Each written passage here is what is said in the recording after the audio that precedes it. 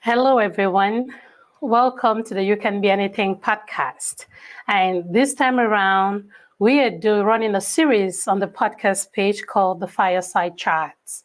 And on our Fireside Chat today, I have an interesting guest, someone I would definitely love for us to have a chat with, someone I'd love to prick his mind a little more about certain aspects of life. And again, remember, this is the You Can Be Anything podcast. We're going to have the show. We're going to talk. I will speak with a guest. And at the end of the show, we're going to open up the panel for questions so you can ask your questions. Do not feel like I'm ignoring you if I do not take questions within the show, but know that we'll take your questions at the end of the show. I do appreciate you all so much for the time you spend with me on this podcast. I appreciate your support. Every like, every share, every follow is greatly appreciated. Thank you all so much. And together, let's welcome our guest, Kobe Bryan. Thank you so much, Kobe, for accepting my invitation. Thank you again for saying yes to being a guest on my podcast. And hey, we're lucky to have you on the show. Yep, took me a second to add you on there, but here we go now. Thank you, boy. Mashallah, I feel a ninja. So they support someone ninja them. All Yeah. right, Thanks, there we thanks for go. the introduction. It's an honor to hear those kind words and stuff. You make I feel some way. I feel like saying important small. So thank you. And feel your importance. It's important for me to sing out your praises, right? Again, we all have something that we contribute in our community in one way or the other. And hey, that's why we're here to chat today. Okay.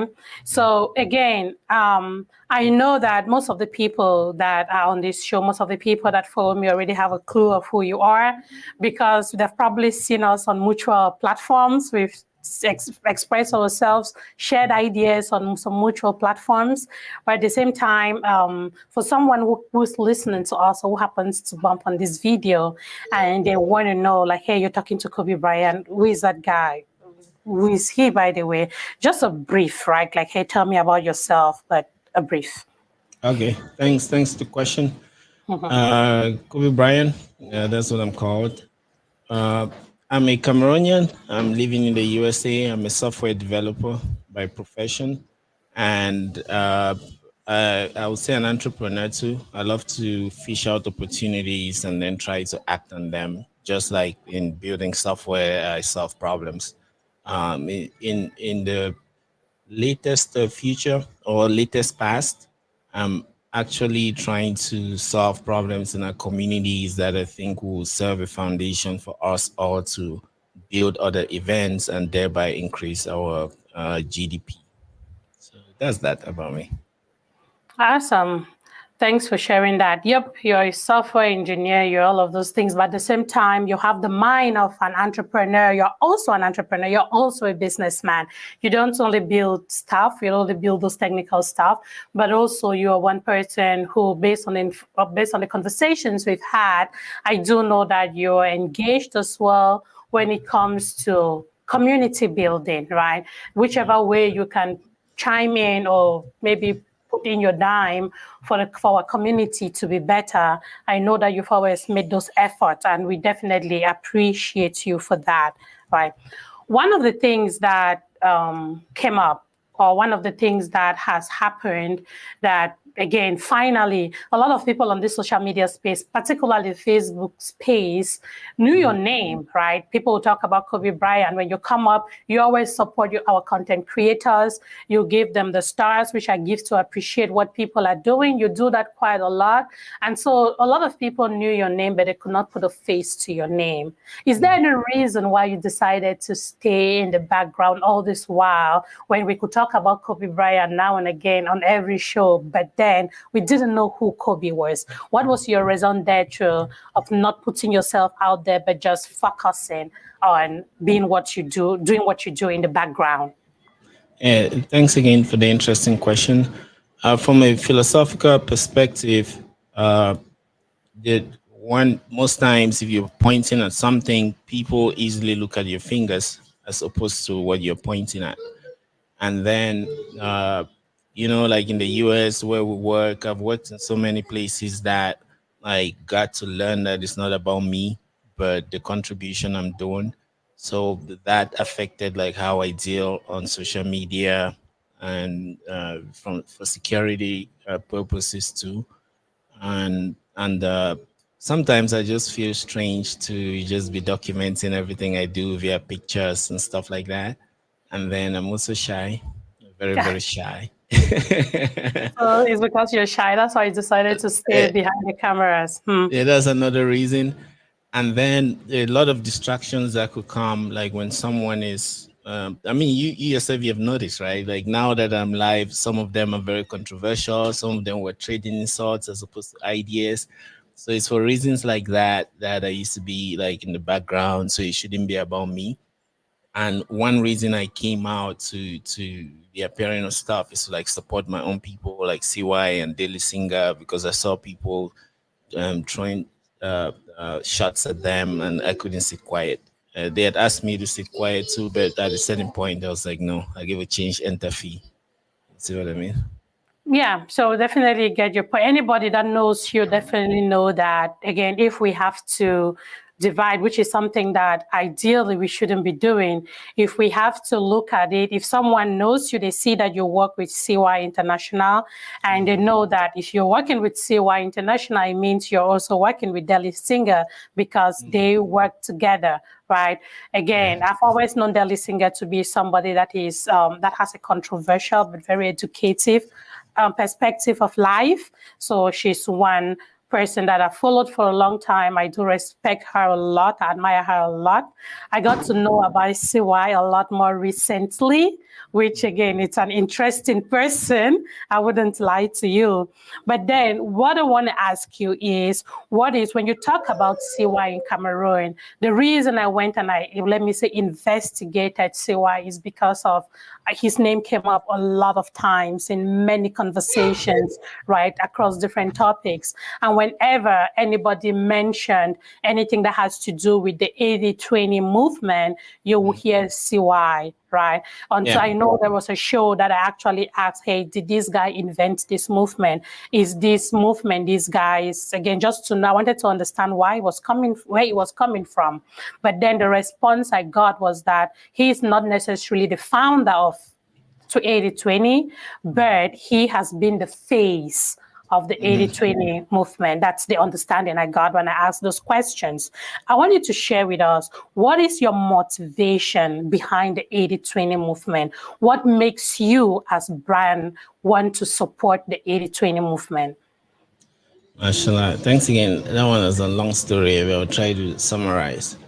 So I came to the United States in 2013, and the first months I was always in DC for coding events, and then limitless internet. So I then everyone is working. You be living in the same home with your parents and brothers, but you see them once a week. You see, so I became bored pretty fast, and I started finding solace in like Cameroonian content. Before, I would never be able to listen to Petit Pays and people like that. I would just get bored and sleepy.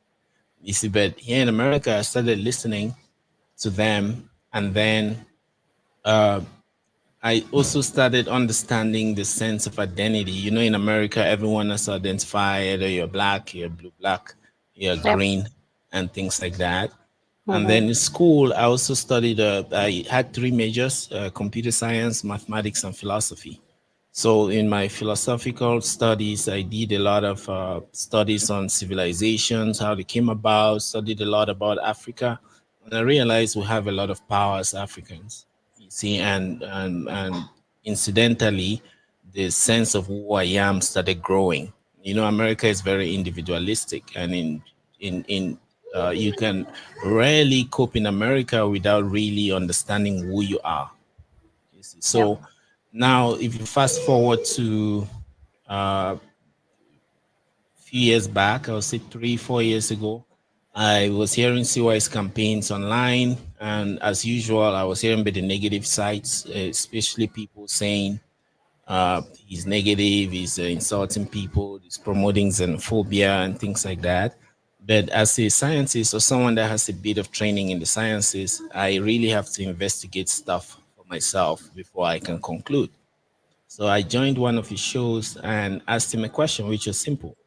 So I understood that from the point of view of building a community, identity is very important. And that's what he echoed in some of his messages. I remember him saying, that when he came from Kenya, he would see, he's a comedian, right? He would see upcoming comedians creating content and they will be having like foreign slangs. Maybe someone will be saying Ewo, Chimo. But it's a Cameroonian in the sense that if you don't see the person, let's say if I'm listening to the comedy show, I may attribute or give credit to Nigeria as opposed to Cameroon because that person is using that style.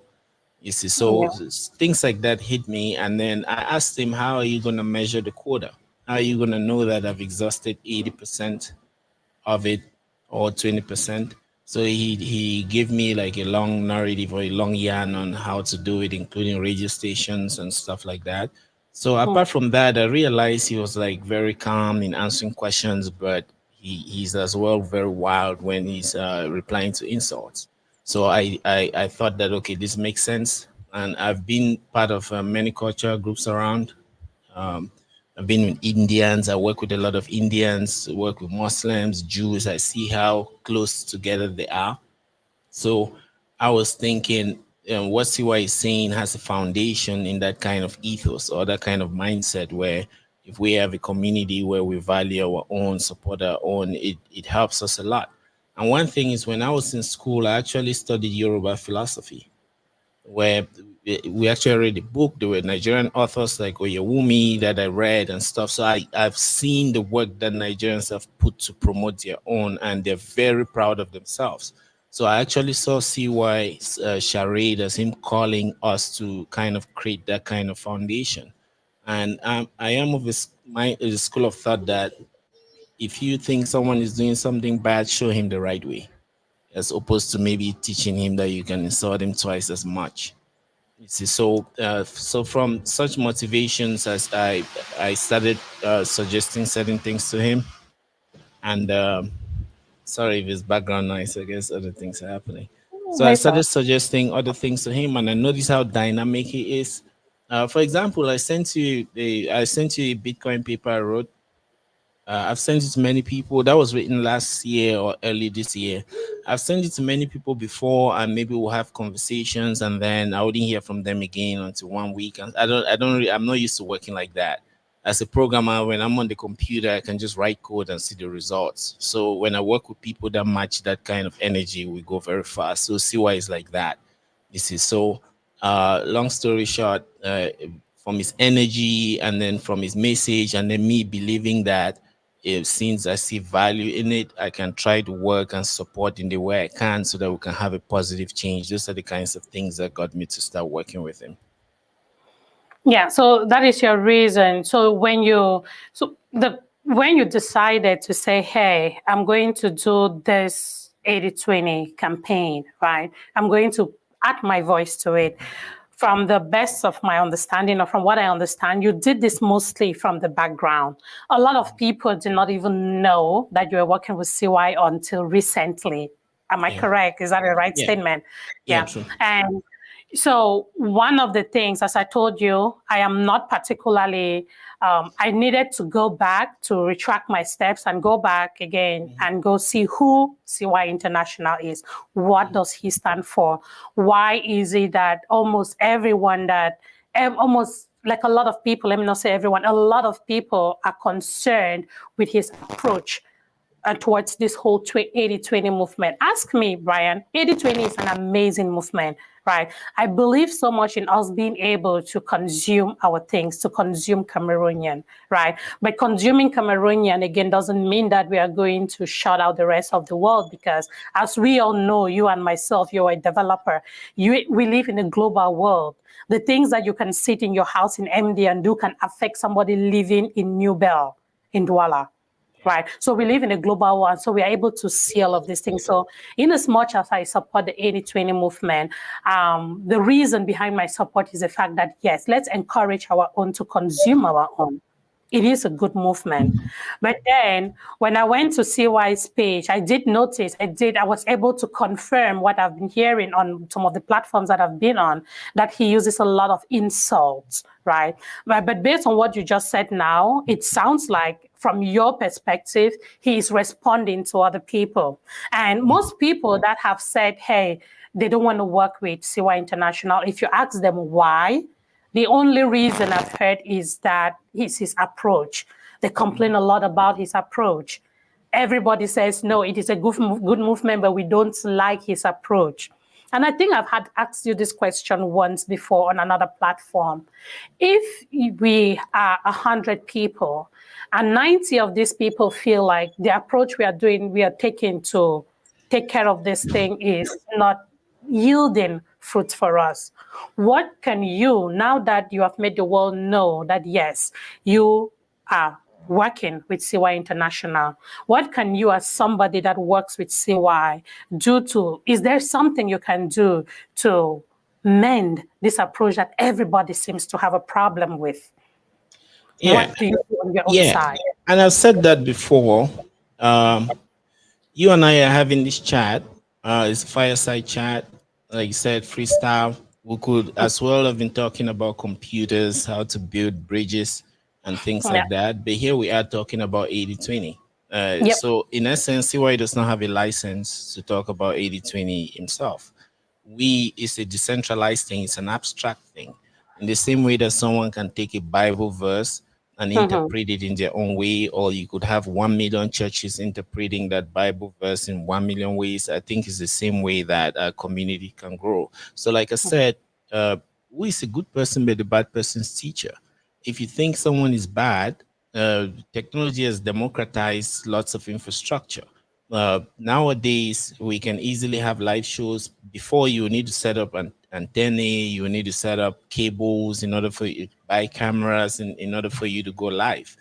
But today it's easy. So if you have those 90 people and they have a better way of doing it, they can as well turn on their cameras or start something practical that will eventually overshadow the noise that is being made. So, and I say this from experience. If you look at computers, why do we have so many software today? Because people reply with action. When Microsoft started computing, they started creating patents for many of the software they had. People like Richard Stallman came up with the Free Software Foundation and GNU that has said if you start patenting software algorithms, it's the same like patenting recipes, right? Like you can't patent jollof rice, the recipe for jollof rice, right? So instead of them fighting Microsoft or saying, no, don't patent jollof rice, don't patent, they went and created free software that competed with Microsoft. And today, Microsoft itself, things like Linux and the rest, you see Microsoft contributing to Linux because of seeing the power in it. So I'm from that school of thought that people are never perfect. We're never perfect, but we should start. You see, so if someone is doing something you don't like and you know a better approach, do it. If it's really better, it's gonna create a landslide where that person will not be relevant. So I work with CY and we say this all the time. If there are people that have better approaches, they should go about it. We ourselves will know that what we are doing is not working at all and we'll probably pivot. Yep, awesome. Thank you for your response. And I definitely tie with it because it's one of the questions I asked in the last show that this came up in, like, hey, if this approach is not working, CY is one person. And even if CY is not one person, if the majority of the people feel like this is not working well, what about we change the approach, right?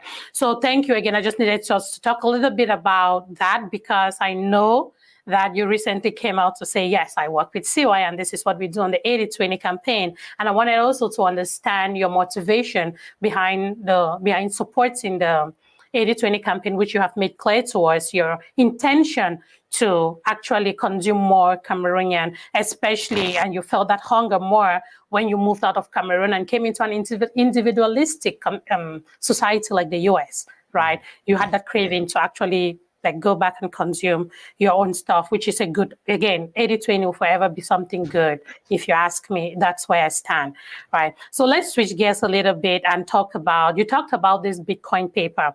You did send it over to me. I have read through it. And that is a paper that you wrote with maybe another, with a couple of colleagues, and you submitted to the Cameroon government. Correct. With the goal of your goal is to introduce Bitcoin, how they can, I don't know if it's the right word, legalize. Is legalize the correct word to use?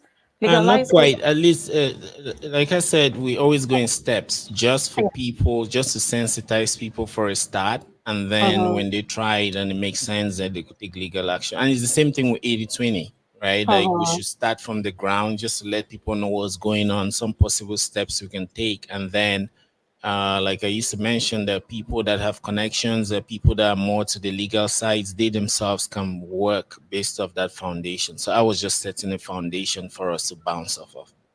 Yeah. How did that go? Have you ever gotten any response from that? And are you sure it even made it to the right quarters? Because I know where we come from.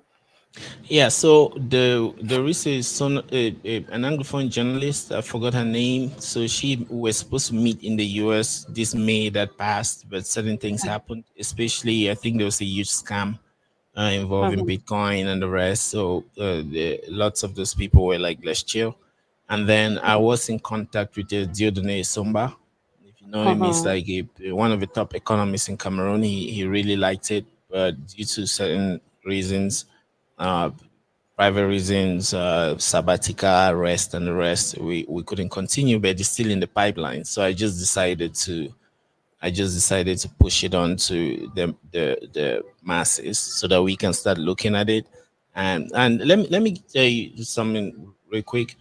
One of the reasons that I also participate in the 80/20 movement the way I do is because I believe in the masses, right? If you look at computing, before universities, governments, those are the people buying computers from IBM. One computer could fill up a room.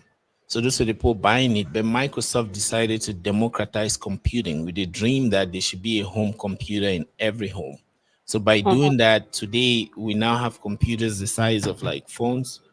And if you notice, the computer that took the Americans to the moon in I think the late 70s, this phone has more power than that computer.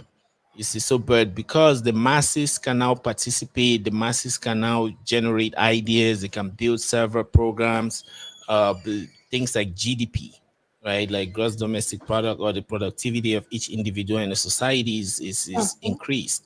You see, so that level of the government is kind of hard. So, but I believe with the masses, when people start using it, there are several approaches. It will be something that we ourselves will become so used to, and it will be inevitable. And eventually we could have legislators come out from our own environments and get into government to help us change it. Yep. That's also, what's your approach now? Again, from what you have explained, you didn't get a chance to have these meetings with these people, but again, you're still working on this venture, right? Yeah. So if you were to talk to a lay Cameroonian, because hey, yes, we're trying to get this into a place where Cameroonians can understand the advantages of using Bitcoin, right?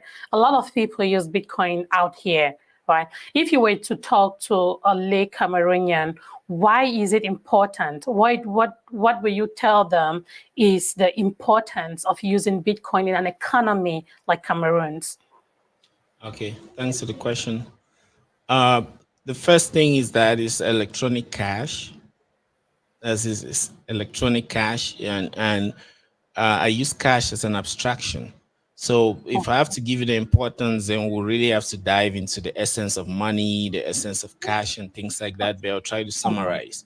So with cash, there's some sort of anonymity with cash that you can have with like banking, because when you have bank accounts, your activities can be monitored, and those same banks can sell your information, like using ads and things like that.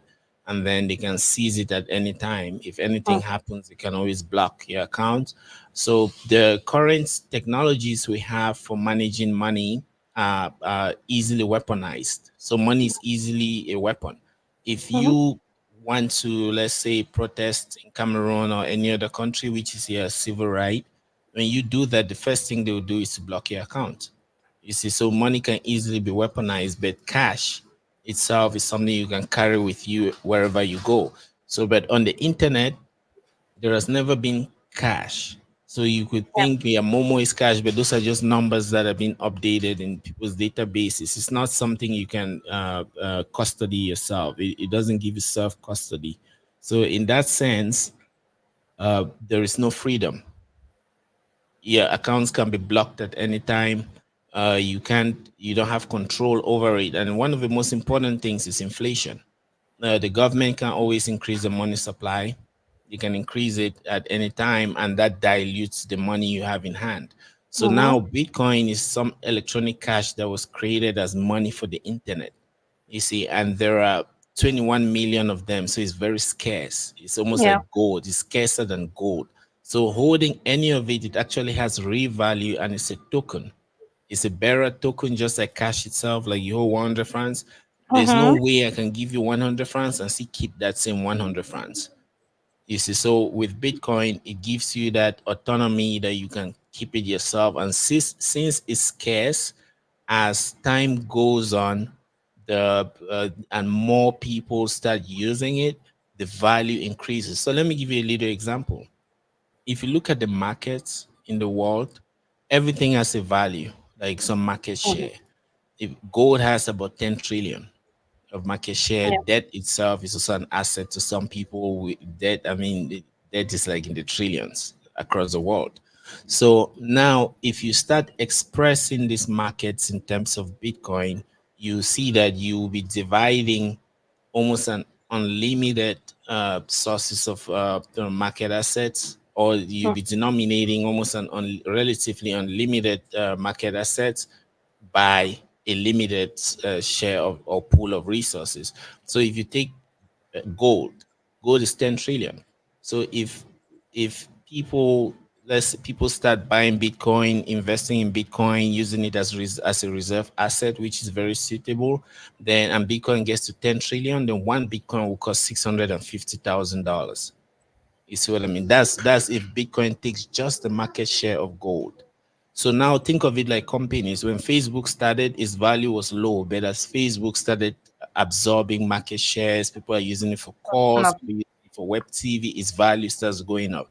So the more people start using Bitcoin, the value goes up. So now for us in Cameroon, we are excluded from the rest of the world. Many people are not banked. So they can't save their own money. Momo and the rest, they will pretty much just dictate charges to you. It will just dictate the rules to you. But with things like Bitcoin, they can. So that's just one aspect of it. There's a lot that we can talk about it for weeks. Yeah, which is what I wouldn't lie to you. It's one of the reasons why a lot of people will listen to all this Bitcoin stuff. There were some people got into it without even understanding what it was. And when there was a crash, a lot of people lost money. And so it's hard to even go back to that kind of person who did not originally have a perfect understanding of what this whole Bitcoin can do. It's hard to convince them that, hey, this is a good thing. This is a good concept. This is something that can actually help boost our economy in Cameroon. I know that you've used examples of like, hey, even the way we get stars on Facebook. Thank you, Roy Mama. I just saw my stars that you sent. I appreciate you for joining. And to all of you who are watching, I do appreciate you all for joining. And you did make a comment that, hey, you could actually, instead of doing the Facebook related stars, people can actually send out Bitcoin to their friends. So if you, let's say for example, Roy Mama is watching this show now and she loves what we're doing, she can just send Bitcoin into my wallet to support me, right? I know that's one of the examples that you have used before. And what does it take for us to get to that level? I know people do Bitcoin transactions, right? What does it take to get to that level? What level of understanding does someone need in order for them to be able to say, yes, I can trust my money in this thing, I can put my money in this thing, not only for the day-to-day transactions, but also for long-term, as a long-term investment? Yeah, thanks for the question again. The first thing is to learn it for oneself. It's like the internet, right? When the internet started, lots of people they would look at the disadvantages, and let's say if someone was scammed on the internet or someone caught another person watching porn, and the rest will just dismiss the internet, right? But it's a tool, just like a knife. You can use a knife to cook arum. You can use it to murder someone, right? But does that mean knives are bad? It depends on how you use it. So that's the first thing, we have to learn to understand it for ourselves. You see, and it's to take like education discussions like this for people to get to that. And but let me touch the point on the volatility, because a lot of people just get into it the same way they will get into 80/20 and dismiss this or that without looking at details or reason that. It's the same with like Bitcoin and volatility. One thing people should understand is that Bitcoin is internet money. So it's a digital form of cash. If you look at all crafts that have been digitized, like let's take books and maps. Before, when they're writing books, they'll write it on like clay. Then later on, industrial revolution, things like that, they start writing on paper. But imagine those scribes that wrote the Bible, when they made a mistake, they will have to tear off the piece of paper and restart it. Now come at the level of consumption. If you had a library, just the encyclopedia will have several volumes, you could fill a whole room with it. But when books were digitized, with things like Apple Books, you could have your iPhone, you could have a phone, and then you have thousands of books in here in this little device because it's been digitized. Yeah. So if you followed Einstein's physics, he said E equals mc squared. That's energy equals mass times the speed of light squared. So in other words, everything is energy. Then there is a law of conservation of energy that says that energy can never be created nor destroyed, but it can be converted from one form to the other. So if you look at, so one can use that in business. So now when you have all these books, what happens is companies like Google and Apple, they take those books and convert them to the digits, ones and zeros. So what happens? Where do all those papers go? So you see they've converted that paper to the electron. So now what happens is, from a business perspective, before, when you're doing the book, not only do you have to appropriate fixed capital, but you also have variable cost, because as you're printing more books, you need more infrastructure. But when you digitize it, the variable cost disappears, because you don't spend any extra energy to deliver the next book to another user. It's the same electron. You already have it in the same database. So as more people are accessing it, you see now that with Einstein's law and conservation of energy, all those papers that you would have been using, you have converted it to money. And that's how people like Facebook and or Apple can get to trillions of dollars in market cap. The same with maps. Before, when you're traveling, you need like a huge piece of paper as a map, and then you need to stop and start using a pencil. But when that is digitized, you see that all those papers taken out of the picture, and all that energy is converted to actual returns. But the added experience you get is you can zoom in, you can zoom out, you can bookmark. Your phone can even determine that at 4 o'clock you're leaving work, and it starts driving you home. You see. So now with things like that, the same with Bitcoin. Bitcoin tries to digitize cash and digitize money. But what is price? Price is the emotion of the market. When people are buying more than they sell, the prices go up. When people sell more than they buy, prices go down. Right. So now, for volatility, that affects Bitcoin. It keeps going up and down, but since it's starting, people should use it as it has many functions: store value, means of exchange, unit of account. People can use just a little. If you can save 10% every 1,000 francs you have, you save 100 francs in Bitcoin and continue with your stuff. you will not need that money because you're saving. Savings is what you don't want to use.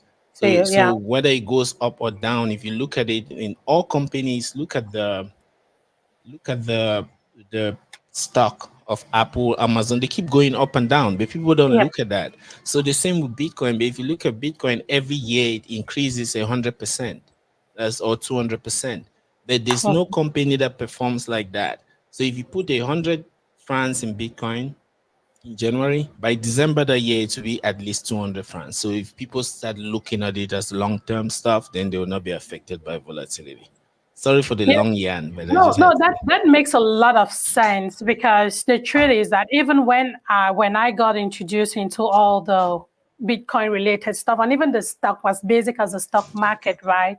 It took me a while to understand that you need to look at the long term more than you're looking at the short term, right? I will never forget my experience of the stimulus check when the stimulus check was given out in the US, and I took my stimulus check and I went and bought a stock and I lost everything because I bought a stock that was up, up, up. Everybody was like, hey, it's going up. Yeah, And it crashed, right? yeah. But then the part of the money that I put in other like long-standing stocks, like maybe I trust my CRM, I trust Salesforce, right? That's one stock that I trust. The money that I put in there, I've always seen it go up and up, right? So where I think that it takes education, understanding of these things for people to actually get into it. And that's why we are having conversations like this.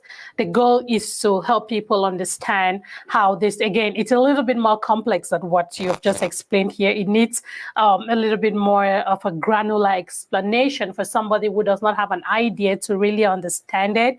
But hey, we should be able to do some research on things like this and get to understand it more, right? Thank you for talking on your whole Bitcoin idea and how you're doing your best to push that forward. Can we try something? While Yes. chatting, if you can download the wallet, you can hold it to me and I'll transfer you Bitcoin so you can see. Hey, you're gonna give me stars when people come. You see, this guy's Yeah, gonna give me Bitcoin. stars on this Yeah. show. Wait, let's see. It's stars, right? It's Bitcoin stars. Yeah, I'll send you Bitcoin stars. Yeah. So what do I do? Do I do receive or I do receive, Do right? receive. Yeah, do receive, please. Um, next. Oh, so it's something like this. I have 0 in my Bitcoin. So what I have in Okay. my Cash App is not money. Okay. Let me take that to my, the light is, All right. So I'm gonna send you something. you see, this is Bitcoin happening, right? Let me see. It'll be interesting to see how this works. And I see that I can also copy it and share it. Yes, you can copy and share. So I sent you some Oh, yeah. Bitcoin. I just saw that I received $50 You see, worth so of that's Bitcoin. Bitcoin. Yeah, so it's that simple, right? And Yeah, now look you at can that, decide and guys. store it.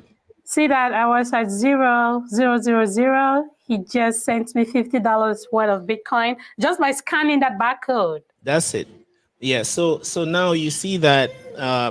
For example, that picture you could as well print it and see where you have the thing behind you, or maybe on your desk, right? Yeah, You can, and even you can print it beforehand and put it like where you have your logo. Where you have your logo, you could have yeah. that image there, and anyone can just scan it, and it comes And directly to your wallet, as opposed to dealing with maybe like Facebook stars that you have to go settle it with Facebook. They can block your yeah. account to at any time, or maybe you need a minimum to withdraw it. So these are some of the things that, as an industry that we're trying to build, we have to focus on our GDP. You see, so we have to focus on making money go around, Hmm. because it's by doing that that we'll start having money to spend, money to save, and things like that. And we have lots of content creators that deal with the globe. We have Cameroonians in Dubai, in America, in Russia, even perhaps under sea level in submarines and stuff. Yeah. But they may want to support us and they may not be able to use the tools that are out there. So with simple technologies like this, we can begin to change stuff. Yeah, my dear content creators, it's time for us all to please get your own wallet, your own Bitcoin wallet. I got it on Moon, MUUN. It's a simple to download app, and I just made 50K. Thank you so much, Brian. I do appreciate it. I know you wanted Thank to you share too. that, but again, thank you for that. So let's use more of that. Again, somebody that has it. So for example, if Roy Mama goes live now and Roy Mama has a wallet, I can decide to share this my 50K with her, right? I say, Roy, Exactly. you can have Or you 25. can do giveaways. Oh, Or I can even giveaways. Yes. You say send me do this. Maybe go somewhere, take a video, go say hi to someone in the hospital, take a video and yeah. send to me and a Bitcoin address. I'll send you Bitcoin. Simple. Okay. You see, Yeah. money will start going around and we can really begin to value our activities that we're doing. Yeah. I remember asking you this question before. Getting the app to be able to do Bitcoin, it's not the problem. My question to you will be, if somebody, let's say, for example, I have my Dorcas, right, in Cameroon, right? That's how he comes to my mind because that's my party man, right? Dorcas Nobobi, he's a great comedian. I say, okay, I want to send Dorcas some Bitcoin, right? How easy is it for Dorcas to cash that Bitcoin, right? Let's say he wants Okay. to get money. How easy is it for him to cash that Bitcoin out of his wallet in Cameroon? Okay. So there are brokers, the same way that you can say how easy it is to cash out US dollars. Dollars. If Mm-hmm. you're sending him an envelope, you'll probably go to the airport or something, but Bitcoin is more democratized. So there are traders who would actually receive, you can send them Bitcoin and send them a Momo number. And when it's confirmed on the blockchain, you'll get it via Momo. And it's also something that eventually Bitcoin is also a peer-to-peer network. You can send it to Dorcas, and a longer can be there. He wants Bitcoin, and he wants to trade with cash, all right, and they do the trade themselves. But there are people that do it. There's also a company in Cameroon, Ejara.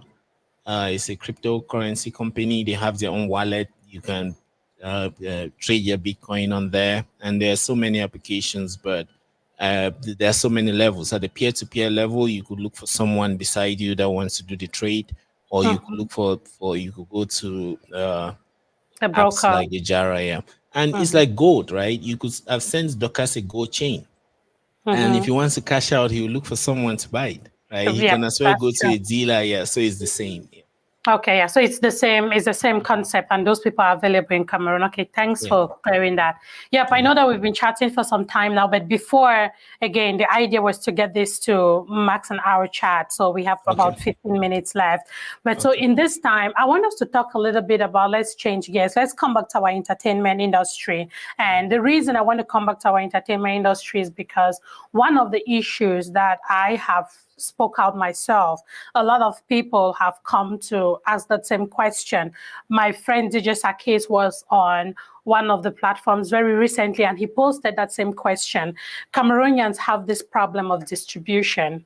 We talk about 80-20, support your own, watch Cameroonian movies, but there is a huge problem of distribution. Cameroon has a significant distribution problem.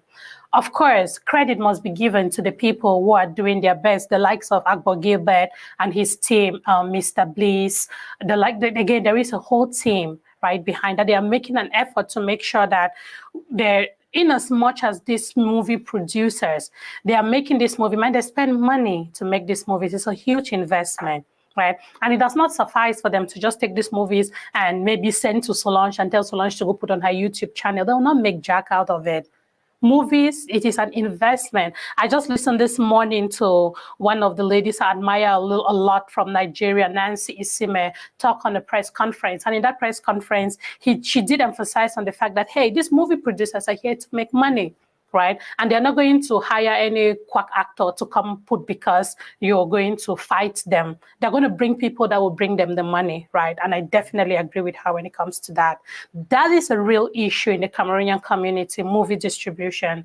On one of the platforms, we had conversations about this, and you did mention while we're talking about what can be done while these other people are working, while the team, the our movie industry, the leaders of our movie industry, they're doing their best to make sure that platforms like Netflix, Amazon, they can make this process easy for our movie producers in Cameroon.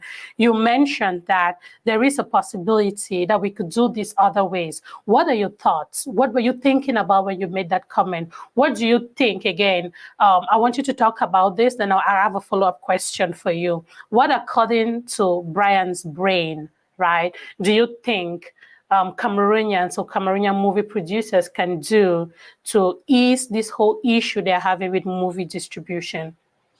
Okay, thanks for the question. First of all, I don't see problems as problems. I see problems as opportunities. You see, so I am from the tech space, and there are many people too from the tech space that maybe would have businesses or collaborations with people in entertainment. So now I believe that we all, as problem solvers, we have to participate in different ways. The people making movies, they do that because they probably want to tell a story. Similarly, a technologist may also see those stories and then decide to create a platform to host it. So now, if we look at the world, most of the tools are not tailored to solve our own problems. Like, many people in Cameroon cannot monetize their art.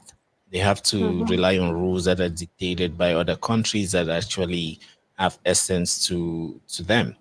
Like in America, when Facebook is doing monetization, most of the rules to be around the US dollar. You see, so now when we come to Cameroon, we don't have our own platforms. We have to rely on this in a half-baked way because people would put their videos and the rest, but it will end up for the likes as opposed to actually monetizing that. So now, like I said, problems are cause for solutions, or problems are opportunities in disguise. So I believe that in our communities, we can build our own platforms either at the individual level or at like a much more higher level where we can start distributing our own movies. And I started by saying that problems are cause for solutions, in the sense that most times the sentiment in that question is people feel like, how can we distribute our movies? But the question is not a call for solution. The question is a cry. The question is almost like we are effed or we're finished because we can't distribute our movies. So the reason I'm giving that answer is for us to understand that when you have a problem, that's a call for a solution that you can monetize and make more money. So that's like the simplest answer I can give. We can build our own platforms and we should not fear problems. Yeah, I definitely agree with you. Problems should not scare us. Problems should give us a reason to become creators, right? Because we create to solve problems. That's for real, right? But then we've heard all the challenges that these movie leaders and movie industry leaders have faced. We've heard the difficulties that they're having. And one of the things that I did ask, that's what I'm talking about. So one of the things I did ask is, I know that based on information that we've all heard in this space, there is that challenge of Netflix is a business, right? They're business people. They need to see numbers in order for them to do business with you. And based on what we heard, it shows that Netflix has an issue with subscriptions in Cameroon, right? That is I bet that this is one of the reasons why Netflix is curbing down the whole family-oriented Netflix accounts. I bet we all know that Netflix has reduced the possibility of, I have a Netflix account and everybody in my family is watching from that. So they're gradually taking that away, right? Because it is affecting their return on investment. It's affecting them. That's why they're taking it away. But then one thing I also know for sure is that Netflix subscriptions in Cameroon has to go with a Visa card. I think I had a conversation like this with Roy Mama before, that in order to be able to subscribe to Netflix from within Cameroon, you need a Visa card. And one thing we also know is that that is not the most common thing in our country, right? You can pick a crowd of 100 people in Cameroon and nobody in there will have a Visa card. Right. So Yeah. that is a real problem. And that is where in that line of thought, that's why you came to mind. I was like, okay, if we are having this Visa card issue in Cameroon and Brian has this whole idea around Bitcoins and stuff, I know that there's a lot of connections that need to happen. So my question to you is, if you think in the way you're thinking now, and rather that I know that creating a new platform is a good thing. If we decide as Cameroonians and crowdfund, I bet you that within a year, we can come up with an amazing moving platform in Cameroon. Yeah. Because if we as Cameroonians crowdfund and build this as Cameroonians, we are going to come up with a great movie distribution platform in Cameroon. We can do it. But our biggest problem is just believing in each other, putting our differences aside and coming together for the good of our community. To me, that is the biggest problem that exists in Cameroon. If we have something like that, we should be able to present it to the stakeholders and say, hey, this is what we as Cameroonians, we have decided to do, and this is what we have come up with. We cannot just keep going to those people with blank sheets of paper, right? Can you remember Iroko TV? Yeah, I remember Iroko. And there are many others, right? Even in terms of, that's just to show you our neighbors. Yeah, Africa. So you see that they competed even at the level of a satellite. Yes, that's my point. I know one of the problems we have is this our whole Franco-Cameroon, that thing about French and English in Cameroon. It's a real problem. But I also believe that if we sit together, right, and say that, hey, this is also, so, man, I don't know what we can do to work together as Cameroonians, because, man, only my $1,000 will make a difference. If each of us in the States can say that, hey, I am putting this $1,000 in this project, right? Somebody in Cameroon, your 1,000 francs CFA, we crowdfund, find the funds, find trusted people. And we build something that we can show. This is me thinking, because I've seen other communities do things like this and they are successful. Why is it so hard for us as Cameroonians? It is heart-wrenching to think. Can I say something? Go ahead, Brian. So you remember the show Money Heist? Yes. It's a Spanish show.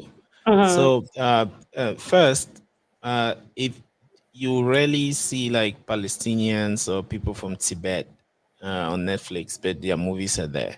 So there are ways that you can put your movies. It must not necessarily be on like the people in that region consuming it. You see, but probably the movie people have their reasons why they're saying what they're saying.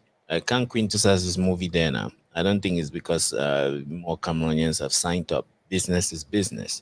You see what I mean? He did come up and say he went the business route. He did not go how any other film producer would go, but and that's how business should be done. He used his head, right? Yes. Whatever he did it, and the movie got on there.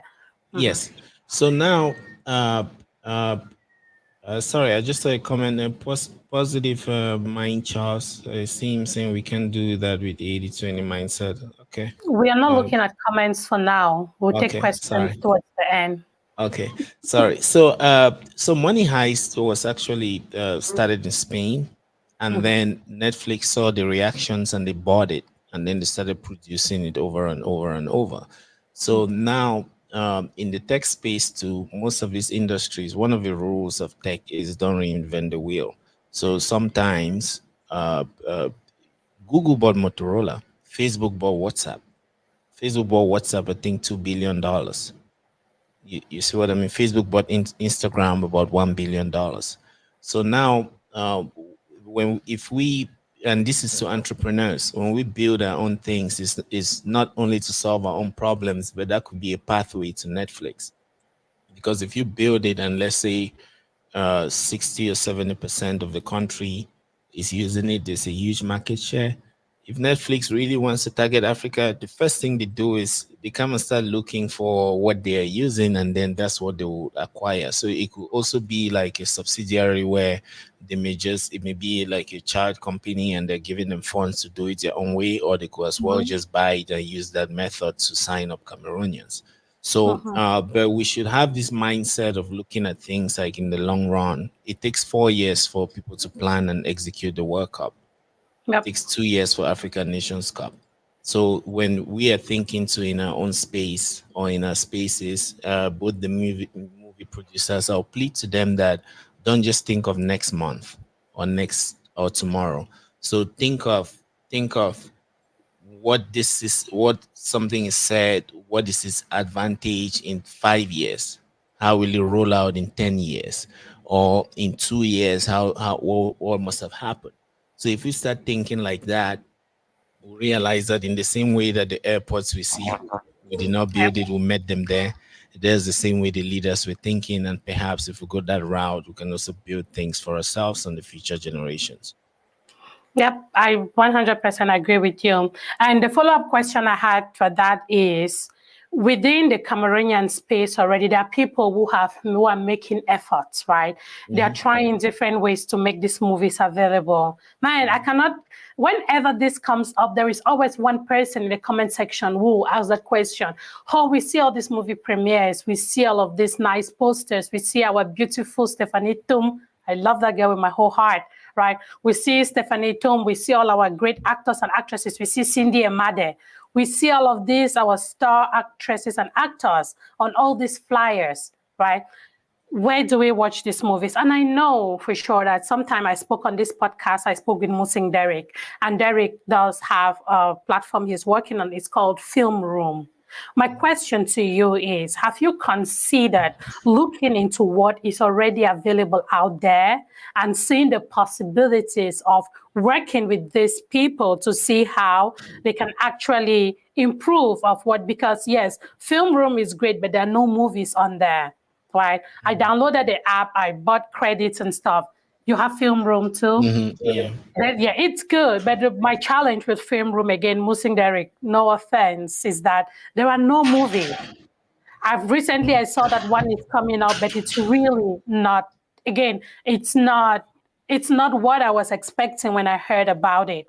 You get it? So my question to you is, have you ever considered, I know that you do have a forward-thinking brain, Brian, right? And when you look at things like Film Room, I'm happy that you do have it downloaded on your phone. You can look at it and you see, why is it hard for them? Why is it hard for these producers to put their movies on this Film Room? I know that the producers want to make money. I know that Musing Derek wants people to subscribe so that he can make the money to pay for the people who own these movies and stuff like that. Have you ever considered working with a project that has already started and see how you can help or contribute towards a successful platform, which is what we are looking for? Yes and no. So first, because it's a business, right? It's a business, and when I look at things, I look at it as an entrepreneur or an opportunity for me to jump on. So, but if somehow maybe I'm contacted and I have the time, I can do that. And then also one of the reasons that maybe online I would give out these ideas is because you never know, a young man, even the people in the film room can hear it and implement the idea. I could as well sit quiet. I could as well sit quiet and then do my own thing and from the background, and you just, excuse me, you just hear boom. There's probably some app and things like that, right? But the reason I'm saying it out is so that people like this can hear and then implement it. The tech space is it's a free space. Let's say if someone has the idea of short videos, they could say it on Facebook, we hear it and implement it as stories. The same way that they looked at Snapchat and then when I implemented it. So Facebook must not necessarily go to Snapchat and say that, oh, can I Oh, yeah. work with you? You see what I mean? So it's a business thing. And then secondly, I've learned from you, Roy Mama, and other people from some controversies we have had online, maybe from discussions, and then we've thrown shots up and down. But I'm beginning to realize that dialogues are good. So the reason I would ask some people, what have you done, is probably because I would hear that they have these connections and things like that, and I may have to give them some ideas, but they don't get it, right? So, but now I think by putting that idea out there, if they can reason, then they can as well take it to those people, because some of these people have written to them, no replies and things like Yeah. that. So it's very hard for me to kind of work. And you used the word like help, Like that word is kind of strange. This is a business world, right? It's a So business yeah, world, that's right. yeah, it's a business world. So, but I think one way of helping is by conversing like this and putting out the ideas out there. If people think that it makes sense, they can implement it themselves. Yep. Again, that's why you said yes and no at the Yeah. beginning, right? That's why you Yes. had a two-sided response to that. But yeah, again, the goal, one of our biggest goals, especially when it comes to the movie industry, is that we come up with an opportunity to be able to watch our Cameroonian movies because these people are doing great. When you look at just the pictures, I know that there's some level of marketing in there, but hey, I want to be able to see what these people do. I want to be able to love somebody like Stephanie Tum and talk like her. How will I be able to talk like Stephanie Tum? I need to see her, I need to watch her.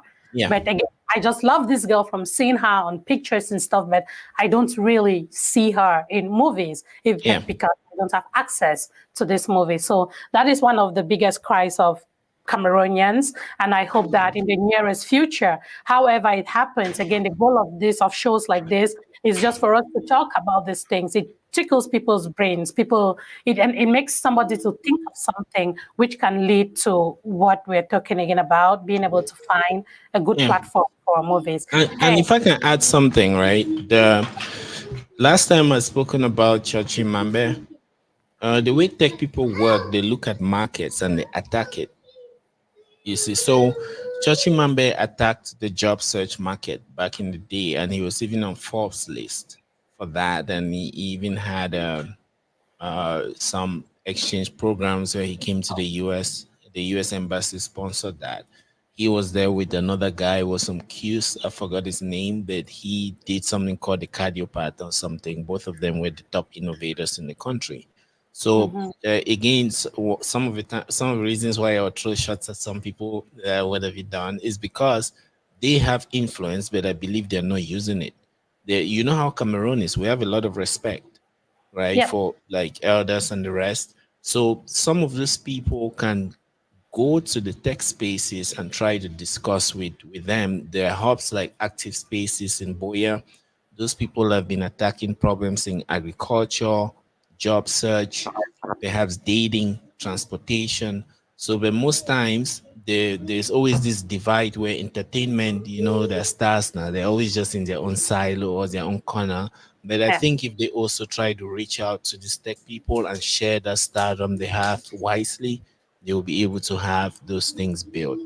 You see, and then another thing is uh the I was discussing with a friend the other day. I was saying if Africa comes as a union or like as a uh, United States, One Africa. the same way that Alaska for cold, Cameroon. If you look at Cameroon, Africa, like in terms of hyping and some kind of we're just extra, right? That's what they say. It's like a continent. You see what I mean? Like we're just very different from the rest of Africa. That if we come together, the things that we would do will be crazy. This is so. I think that again, with conversations like this, the various leaders we have, they should learn to like interoperate and start working with each other. And if there's something they don't understand, they should ask, especially those that are elders, because I've seen that they're just very good at dismissing things that they don't even understand or have clues about. So they should take the steps to go meet these people. A kid can be in the University of Boya, who has built an app. People have built apps for the GCE and for other things. So if these leaders can go there and inspire them, they will build these programs and we'll be shocked about the results. All right. So it's all about using our resources. Let's Yes. use our own resources that we have because sometimes it takes just that humility to go down there and say, hey, I know you work on things like this. What about if I give you an idea, can you work on? And Yeah. truth be told, that is why I was carried away by the hackathon idea of SimFest. I really love the whole idea because I love it when you're able to put people's brains to a test, right? And with that hackathon idea, they are like you know how it feels. You're a developer. The pressure when you're under pressure, it's like your brain works Like, And it depends. There could be one small chick by the corner that know that if I build this thing, she'll be like, "Whoa!" She'll come and give me a peck on my jaw, right, and then yes, the it's way I'm gonna code it, motivation. yeah, It's right, motivation. exactly, 100%. That's yeah, the truth. So I hope that we are talking about these things as Cameroonians. We know what to do to fix things. Our biggest challenge is actually getting together and getting these things done. So yes, again, I come out here with, I always call my voice, and I am like a little bird singing in people's ears. When I say that Roy Mama laughs, I'm like, I just hope that my little voice can make an impact in our community where people will actually believe that if we come together, yeah, like sincerely together, truly together for our own good, not that we are doing it for ourselves, we are going to be able to do big things, right? yeah. Thank you so much, Brian. I do appreciate your time and everything. My dear listeners, hey, I know that I shut down questions for a bit because I wanted to have this conversation. Brian and I are open again. I'm going to look through. I did not see any questions come forward. I saw a question at the beginning, and I think you answered that question already. So please, if you have any questions, kindly throw it in the chat. I do see all of you who have joined. Positive Mind Charles, if you want now, you can respond. Positive Mind Charles made a statement. I don't think that was a question. He said, we cannot achieve what I was talking about at that time, which was about being able to come together as Cameroonians, crowdfund, and solve some of the problems that we are having. That's when he dropped that comment, we cannot do this with the 80-20 mindset. So I don't know if you have anything to add to that. Yes, I do. So first, I will say that that we can't really have that chat because he probably has a whole plethora of thoughts of what he thinks 80-20 is because he phrased it the 80-20 mindset. That's the definite article. It's like there is one way. So first, I don't think there is the 80-20 mindset. If you remember last time when we talked, someone like Daily Singer, she comes to 80-20 to implement it in her own way, calling for her followers and women to to look at their culture, love themselves for who they are, because for her, she thinks that's a way to participate in 80-20. When I was speaking here, I was saying if one of the ways I support the movement is by organizing events. I also did a rap battle last time, $1,000. Sister Pasibi was also one of the stakeholders. She donated $200, and many people liked it. We had a whole event with veterans in the space. They came and the guys that won it really felt it, and there was a participant from Malawi and things like that. So I look at it from a GDP perspective. GDP is like the productivity of each person in the society. So if money starts going around, then we'll have money to spend, we'll start valuing our own.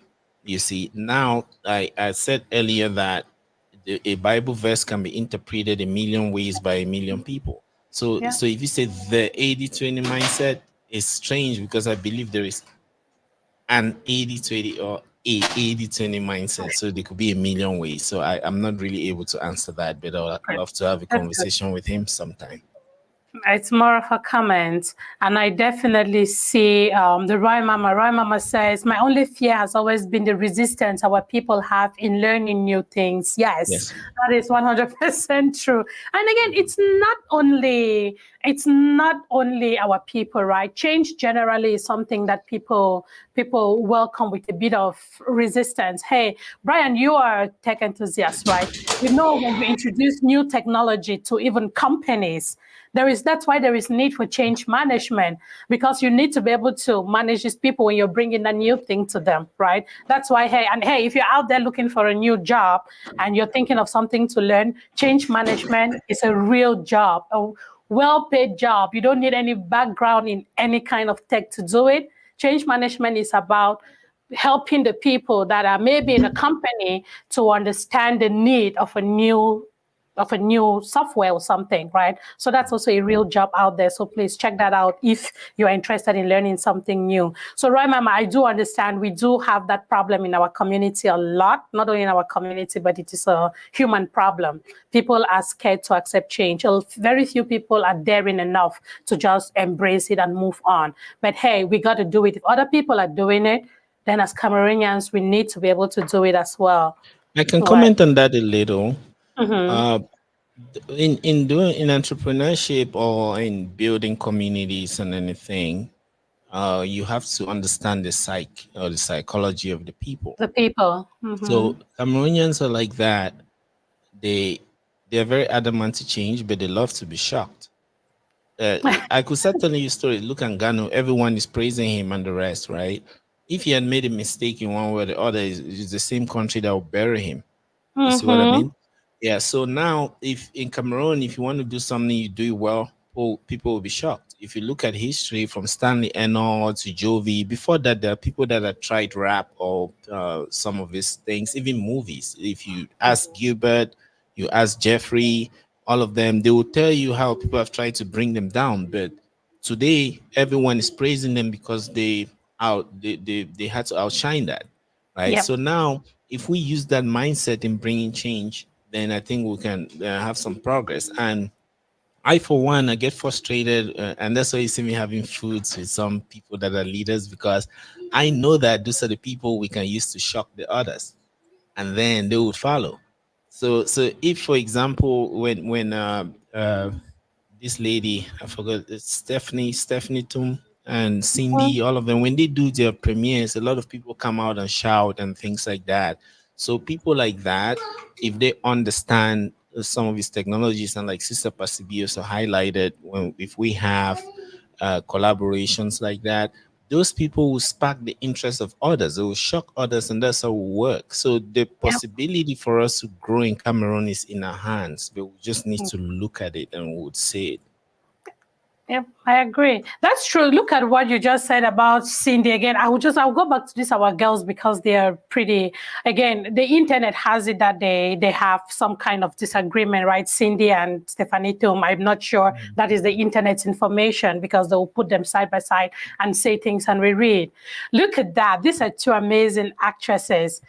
Just the thought of the fact that they are in the same movie. If that movie was made available, I bet you that the watch numbers will go crazy, because everybody wants to see. That's the shock, right? Oh, Yes. Cynthia and Stephanie in the same movie. Whoever did that movie did a great job, because everybody will be like, oh, I personally sitting here, I don't have a personal relationship with any of them, but what I see online is that there is a feud between the two of them. That's what the internet says. You get it? But then, with that mindset, with that information that I have read from online, if I see a movie with both of them on there, I'll definitely rush to go watch it. Right? That is how you trigger the human being's brain. Yeah, right. It's like when you understand the people. Yeah. There is a question. There is a comment from a positive mind. He says, "Do work that matters. Choose to participate in initiatives that will positively impact the world and help make a difference in your community. Don't preach. Just set the example. You influence more people through your actions than your words." Yeah, very true. But if you notice, Cameroon, if you had followed this from the start, one of the first questions that Sister Babes asked was why was I in the background and things like that. If you look into it, you will see the answer to your comments if there are questions there. Cameroon is a place where, like, yes, we can go act, but when you're acting, there are people that will be acting according to Newton's third law to jeopardize what you're doing. And if you come to show them that this is what I'm doing, let's work on it, you would also be castigated in other ways. So I can't say that I'm just preaching. I'm actually here because I need to be. I need to chat with this beautiful lady. So, but that's why you get to hear me talking. Otherwise, there are so many things that I've done and that I'll do that you may never hear about. So thanks for the advice. And I also think you should take a proper dose of that advice, like do some work too, and perhaps try to research that 80-20 thing for you to see. Yeah, and he adds that this is not specifically for you, but a general comment for us as Cameroonians. Yeah. So take mine too and generalize it. So everyone, it's not easy to just act. At a certain point, you have to talk. Like I'm from my religion is said when you see something, act to change it. If you can't act, talk about it. Use your tongue. If you can't use your tongue, say a prayer in your heart. It's just like me, right? Am I not talking now? I'm using my mouth. I decided to use my mouth to talk about these things. Do I have 20 million to go invest in Cameroon? No. But my own little piece is my mouth, right? I'll use this, my small bird mouth, and talk, right? So do we have any other questions? Thank you, Jeffrey. I do see you. Jeffrey says, Brian's ideas are revolutionary. Tanasoa Pasteur, I see you. Thank you so much, my dear, for joining. And Naomi has my last name. She says, I think the best way for us is to love what we have and work for the better, Naomi. Yeah, Right. I mean, I could have like a last comment. Thanks, Jeffrey. So these ideas are not really my ideas. I think, I'm looking for questions. Go like ahead. they say, if I think the revolutionary, the how do they say revolutionist Revolutionary. or revolutionary is you for realizing. Let me clear my tongue. So Revolutionist. the revolutionarist should be you for realizing that. But I'm just absorbing what is in the background and realizing that it's like you're traveling from Ekono Titi to Kumba. If you get stuck in mud, and instead of like we can sit there and blame the government all night, we can as well come out and push the car, even carry it on our shoulders. You see, so thanks for the kind words, but I think in Cameroon, no one is going to come to solve our problems. Yeah, we're gonna Nobody have to do is ourselves. nobody on earth is gonna come and solve our problems. We have to solve it, and We have to do we have Cameroon has so many smart people. a Cameroon lot. has people with swag. Cameroon has people with money. We have everything we need. You see, so little by little, we will be able to work. And I also want to use this opportunity to apologize to the people that have. I mean, I've gotten into some food to Gilbert, but I've heard from Soso Babes, Roy Mama, even Sister Pasibi. They have always spoken about some positivity. So I think I want to apologize for all the things that I said. And then I also want to promise you that if you step on the toes of my people again, I will double it. So, but anyway, thanks. You're crazy. But yeah, we do appreciate you so much. As Sister Pasibi says, there are too many barriers to achieve great work in that our country, right? People have tried and ended up giving up due to the mentality. You cannot be trying to positively propel a community forward and some people want your blood. Very sad. It is a real problem. But one thing I also know is that nobody is, man, within 2 days, so within 2 days, I have listened to two different Nigerian celebrities talk about Cameroon, right? We had Stella Damasus on Tory Day, and I also watched a press conference with Nancy Asime. They had an opportunity to speak about Cameroon. And the one thing that you will hear from these ladies, again, they might not have said it out loud, but the one thing that I picked from them is the fact that they do acknowledge that Cameroon has good stuff, right? Stella talked about the nature, the sites for movies, the originality, the authenticity in Cameroon are the things that someone like her looks at when she's looking at Cameroonian movies. We have all of these things. Again, we are a small country as we call ourselves.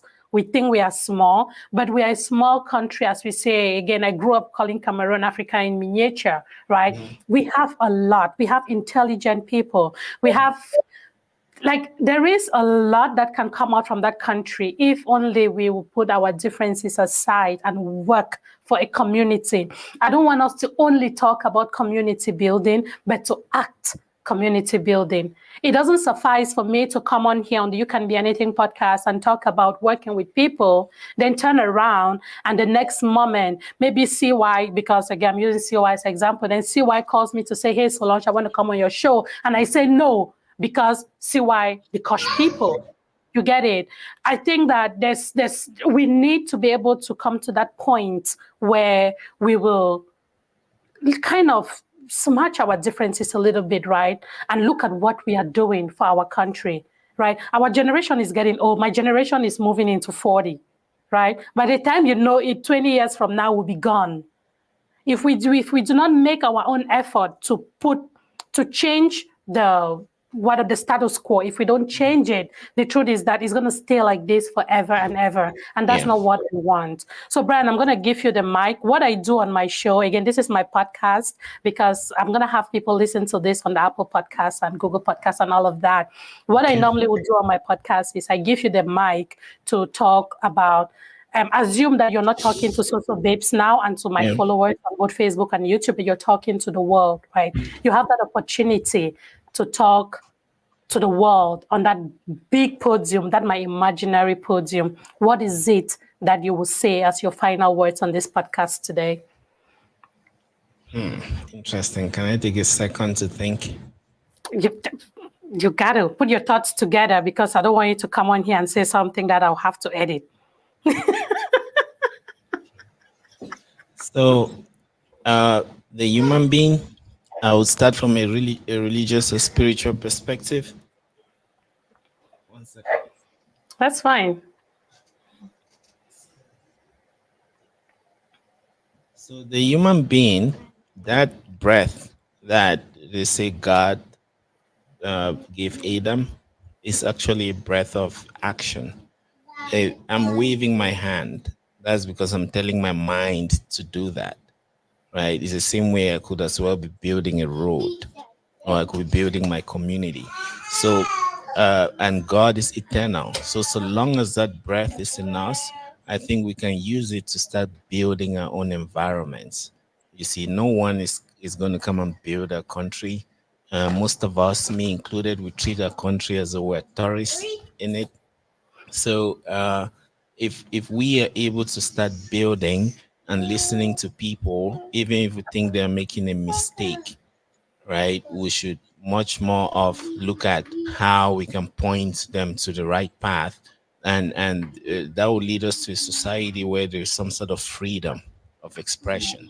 Because I've realized when someone says something, we bounce back by saying you should have said this or you should have said that.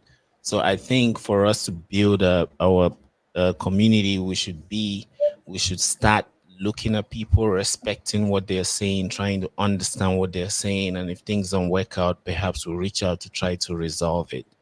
And what else? Thank you very much for listening, and please, let's try to work together, reach out to each other, do the little we can do, and we'll probably change our country. That's what I can say today. Awesome. I appreciate you so much.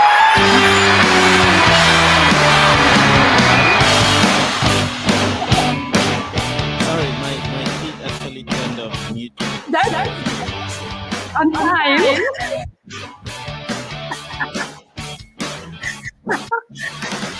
It's Christmas. You can just dance to that. Sorry, I didn't hear you at all. Can you hear me now? Yes, and I still hear the music in the background. Oh, there's music? Oh, sorry. Is it better now?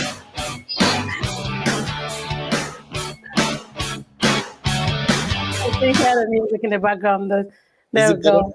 Is it gone? Yeah, the music is gone. The music came like, you said a kid did that, like Yes, really on time. I'll need to listen to it later. I missed that myself. The kid just came to the mixer and started pressing. Pressing buttons, right? Yeah. So that's what we had for you all today. Thank you. I look in the comment section. I do not see any other questions. Thank you, Antipasi B, for joining. She does say we need active listeners. Thanks again to you all. I appreciate you. And again, if you think of someone or you know someone, or if you want to be a guest on my fireside chat, please reach out to me. That's what I'm doing all week, all month, right? Till we get into next year. So please, I want to be able to have conversations like this with many more people. So I'm open. My guest list is open. Do reach out to me or propose people to me, and I'm willing to talk to them.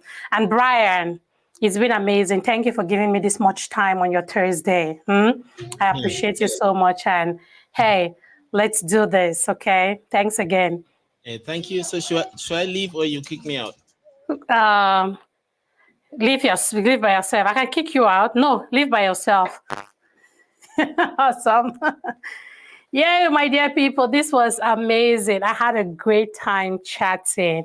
PPT, you just came in now. That's fine. Again, it's going to be a bit of a long video. It's an hour. I programmed for 1 hour, but finally came to 1 hour 20. But again, I do appreciate you all for showing up. Again, it feels good to know that I have the support that I have in this space. Thank you both so much. And hey, do not hesitate. As I said, I want to be able to talk to more people. I want to be able to hear what people think in different walks of life, right? I'm not only focused on talking to people in the entertainment industry. Our country is bigger than the entertainment industry. So I want to be able to talk to a variety of different people. So if you do know someone, or if you want to be my guest, please hit me up. And we're going to do this live on Facebook and on YouTube. Thank you again once more. And I will see you on my next episode of the podcast, which will also be a fireside chat. Thanks again. And I do appreciate your love and support. Bye-bye.